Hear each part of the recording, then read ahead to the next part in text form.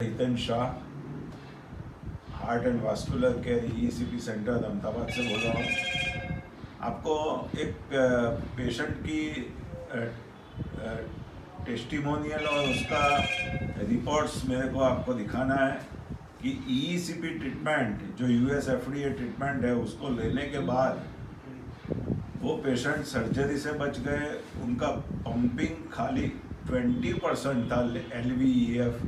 उनको heart transplant का कहा गया था, फिर भी उन्होंने सर्जरी नहीं कराई, हार्ट ट्रांसप्लांट नहीं कराया। किसी ने हमारा नाम सूचन किया और वो हमारे यहाँ आए और हमारे यहाँ 35 ECP ट्रीटमेंट का कोर्स किया और साथ में हमने उनको प्रोटोकॉल के हिसाब से दवाइयाँ दी, लाइफस्टाइल मॉडिफिकेशन करवाया, योगा कराया वगैरह से आज वो 2016 में 11वां महीने में उनकी इको हुई थी, उसमें 20% इजेक्शन फ्रैक्शन है। 20% आज उनकी इजेक्शन फ्रैक्शन 55% है। आज वो 5 किलोमीटर चल रहे हैं, कोई चेस्ट पेन नहीं है, कोई दुखावा नहीं है, कोई सांस नहीं चल रही है, कोई सूजन नहीं है, कोई पाल्पिटेशन धड़कन नहीं बढ़ रही है, कोई चक्कर नहीं है। आज वो एकदम हेल्दी लाइफ जी रहे हैं दवाइयाँ के साथ में ECP ट्रीटमेंट लेने के बाद। तो आज हम बात करेंगे श्री हिम्मत भाई पटेल से। हिम्मत भाई आप बात कीजिए। મને આજથી 4 વર્ષ પહેલાં એટેક આવ્યો હતો.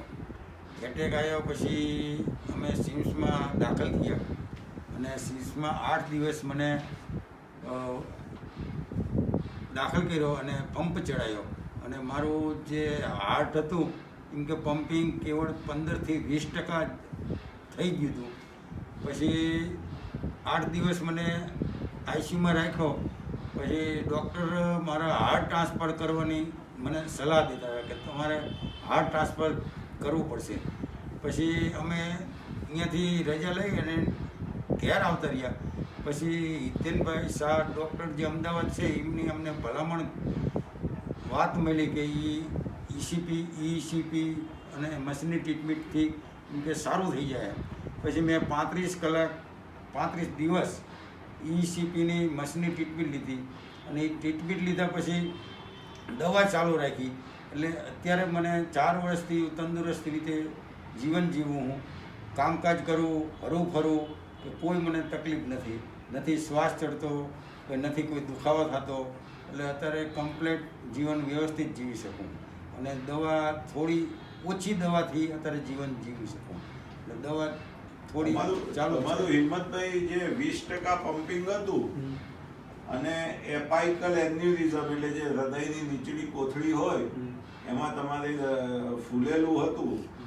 પછી તમને મશીનની ટ્રીટમેન્ટ આપ્યા પછી તમારું આપણે ઇકો કરાયો. આ 2016ની વાત છે, 11મા મહિનામાં તમે આવેલા અને પછી મહિના પછી આપણે ઇકો કરાયો. એમાં તમારું પમ્પિંગ ઘણું 30-35% ઓર વધીને 55% જેટલું થયું.